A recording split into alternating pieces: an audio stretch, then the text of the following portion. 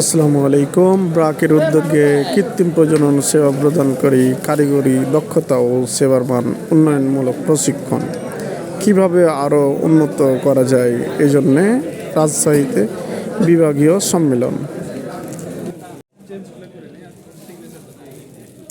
এই দেখুন, এখন আমরা চায়ের আড্ডাতে বসেছি। এরপর নাস্তা করবো। এই যে আমার বস, এটা নাস্তা করতেছি একসাথে, সকালকার নাস্তা। এটা নতুন কর্মী, এটা আমাদের চেয়ারম্যান, ফিউচার চেয়ারম্যান। তো এই যে দেখুন আমাদের ব্রাকের এই যে অফিস, বাইরের এই যে অবস্থা, এই দেখুন।